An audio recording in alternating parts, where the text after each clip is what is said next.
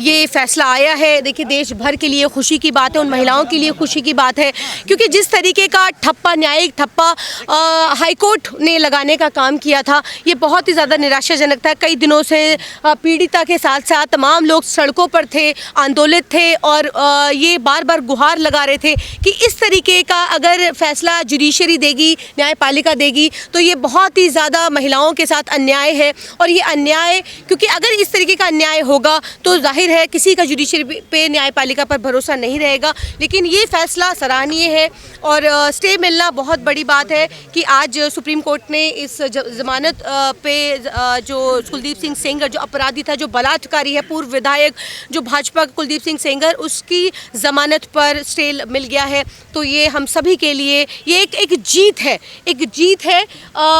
लेकिन ये मैं फिर से कहूँगी कि ये जीत हम ज़रूर है। सीबीआई ने अपना पक्ष रखा और दूसरा ये कि जिस तरीके से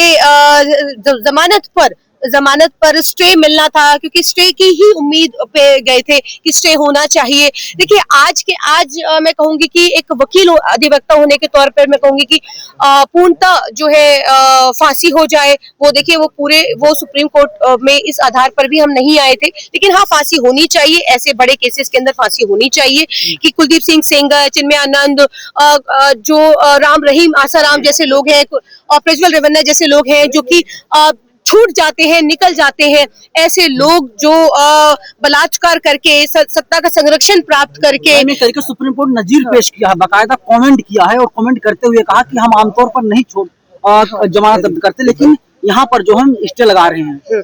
नहीं, सुप्रीम, मैं वही कह रही हूँ कि सुप्रीम कोर्ट की तरफ से जो फैसला आया है वो सराहनीय, मैं तभी कह रही हूँ कि सराहनीय है और हम सब के लिए सराहनीय होना चाहिए। लेकिन हाँ, ये लड़ाई यहाँ खत्म नहीं हुई है। का क्या मतलब है? खत्म नहीं हुई है। स्टे का मतलब तो समझाइए कि क्या हुआ इसका मतलब। देखिए, जो नहीं बरकरार नहीं, रोक लग गई है, जमानत पर रोक लगाना है। जिस तरीके से जो कुलदीप सिंह सेंगर का जो को दिल्ली हाई कोर्ट ने जो बेल दी थी, 2 जजेस की बेंच ने बेल दी थी और ये इस आधार पर दी थी कि कहा था कि जो पब्लिक सर्वेंट जो कहा था कि पब्लिक सर्वेंट नहीं थे, इस आधार पर उनको बेल दी गई, तो उसी को सुप्रीम कोर्ट ने उस पर रोक लगाई है। मैम, एसएलपी क्या होता है? सुप्रीम कोर्ट ने कहा है कि अगर विक्टिम को लगे अप्रोच कर सकता है एसएलपी। नहीं, बिल्कुल, एसएलपी स्पेशल लीव पिटिशन है और इस पर भी मतलब हम केविट भी फाइल कर रहे हैं और केविट फाइल हो भी गई है, तो इस पर करेंगे बात। ये घटना 2017 से शुरू होती है। 2017 में जब शुरू होती है तब आप सबको पता है कि पीड़िता ने 2 बच्चे होते हैं, उनके ऊपर आरोप लगाए जाते हैं, फिर क्रम से वो सारे खुलासे होते हैं, कई लोगों के मल्टीपल नाम आते हैं और एक जो वहाँ के मुख्य आरोपी है कुलदीप सिंह सेंगर, उनका मुख्य आरोप रहता है। उसके साथ में कई लोगों के भी, पूरे ग्रुप के साथ में एक पीड़िता के साथ में बलात्कार की घटनाएं घटती हैं। पर वो लड़की इतना मतलब दर्दनाक घटना थी कि उसके साथ में वो कई बार कंप्लेन देती है पुलिस को, पुलिस उसको भगा देती है, फिर उसके फादर देते हैं, फादर को ही खुद एफआईआर करके पुलिस अरेस्ट कर लेती है, पुलिस कस्टडी में रखा जाता है। आपको ध्यान रखना है कि जुडिशियल कस्टडी होती है, पुलिस कस्टडी होती है। पुलिस कस्टडी में ही उसकी डेथ हो जाती है और जब उसके पिताजी की डेथ होने के बाद फिर भी एफआईआर दर्ज नहीं होता है, तब सारी चीजें और आगे बढ़ती हैं और कोर्ट फिर उसमें टेकन एक्शन लेता है। सारी चीजें धीरे धीरे करके क्रम से आगे बढ़ते हुए एफआईआर दर्ज हो गया। फिर उसके बाद आप सबको पता है कि 30,000 कोर्ट से इस लड़की के माध्यम से उन्नाव केस में आप लोगों को पता है कि लाइफ टाइम इम्प्रीजमेंट हुआ था, अर्थात जब तक इनका जीवन है, बायोलॉजिकली जब तक ये जीवन में जिएंगे तब तक के लिए इनको इम्प्रीजमेंट किया गया था। साथ ही सवाल यह था और इसके साथ में 25 लाख का कुछ उनके साथ में 15 लाख का वो भी था उसके साथ। साथ ही साथ में आपको यह भी जानना है कि अब हाई कोर्ट ने इन सारी चीजों के डेफिनेशन को बदल करके उनके स्टे ऑर्डर, उनका जो 7 साल का लगभग मान लिया है कि 7 साल उन्होंने सजा को लगभग काट लिया है, तो इसलिए कोर्ट ने इस आधार पर उनको डेफिनेशन में माना है कि आधा तो इन्होंने सजा लगभग कर लिया, इसके आधार पर सेंटेंस को इसको स्टे ऑर्डर कर दिया। सुप्रीम कोर्ट ने इसको तात्कालिक रूप से रोक लगा दिया है और इसके साथ में यह भी बोला है कि अब अपील जो विक्टिम सुप्रीम कोर्ट में आए, अपनी पिटीशन फाइल करे। कुलदीप सिंह सेंगर की तरफ से जो एक्यूज्ड है उनकी तरफ से भी बहुत सारे वकील आए थे, पर उनकी भी बातें इधर उधर को घुमा करके ही थी। पर मुझे लगता है कि कोर्ट आज जिस तरह से पीड़िता के फेवर में न्याय दिया है को मुझे लगता है कि पूरे भारत देश के लिए गए। क्या सर जो हाई कोर्ट ने ग्राउंड बनाया था वो गलत साबित करते सुप्रीम कोर्ट ने? नहीं, देखिए कोई भी मैटर का यदि स्टे ऑर्डर हो रहा है तो तात्कालिक जब तक ये मैटर यहाँ पर पेंडिंग रहेगा, क्योंकि अब सुप्रीम कोर्ट में मैटर आ चुका है, तब तक जब तक की सुनवाई होती है तब तक के लिए मैटर को स्टे ऑर्डर कर दिया जाएगा और इसके बाद की जो भी चीजें होंगी वो आगे बढ़ेंगी और इसके साथ आगे चलता रहेगा। इसके साथ में यह भी है कि तात्कालिक रूप से जो कुलदीप सिंह सेंगर को वहां से दिल्ली हाई कोर्ट से रिलीफ मिली थी वो सारी रिलीफ खत्म हो गई। साथ ही साथ में यह भी कहना चाहता हूं मैं आप तो एक बड़ा झटका माना जाए कुलदीप सेंगर को। 100% इसमें कहीं कोई शक ही नहीं है। कुछ समय के लिए करेक्ट। पर यह है कि जब फाइनल ऑर्डर आएगा वो फाइनल ऑर्डर में सब चीजें डिसाइड की जाएगी। पर यह बहुत जघन्य, बहुत रेयर और रेयरेस्ट कंडीशन का केस है भारत देश के लिए। मुझे लगता है कि इसमें जल्दी सुप्रीम कोर्ट इसमें बदलने वाली नहीं है। फाइनल ऑर्डर में वो बाहर भी आ सकता है, जमानत मिल भी सकता है सुप्रीम कोर्ट से। देखिए अभी हाँ, इन फ्यूचर में तो चीजें बहुत कुछ हो सकती हैं और ये सारी चीजों को लेकर के कोर्ट ने ये बोला भी है कि आप लोग पहले अपील फाइल करिए, फिर हम पीड़िता पक्ष को भी सुनेंगे, उसके बाद घटनाएं के बारे में, क्योंकि सीबीआई आई थी। सीबीआई जो है वो इंक्वायरिंग पार्ट था उस पूरे केस का, तो इंक्वायरिंग पार्ट में वो अपना ऑब्जेक्शन फाइल कर रही है, उसके आगे उसके पास कुछ था नहीं। इस चीज को ध्यान रखने की जरूरत है। ये सीबीआई का मामला है, ये सीबीआई ने किया था।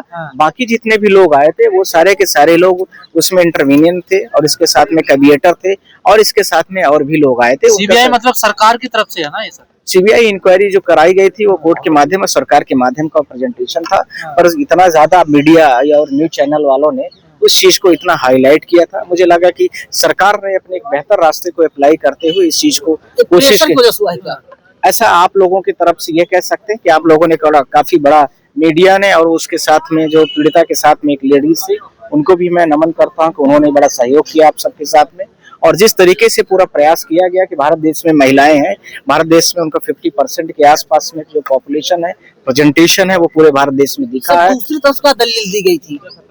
दूसरी तरफ के वकीलों का सिर्फ यही कहना है कि यदि पास्को एक्ट किसी पर लगा दिया गया है तो उसको 20 साल के पहले कोई भी उसके चांसेस नहीं बनते हैं, पहली बात। दूसरी बात यह है कि सुप्रीम कोर्ट ने उनका यह भी कहना था कि यदि पास्को मेंटेन है तो यहाँ पर सिविल सर्वेंट को सिविल जो वो है पीपल्स और इसके साथ में जो नॉर्मल पीपल्स है उसकी डिफिनेशन को अलग नहीं किया जाना चाहिए।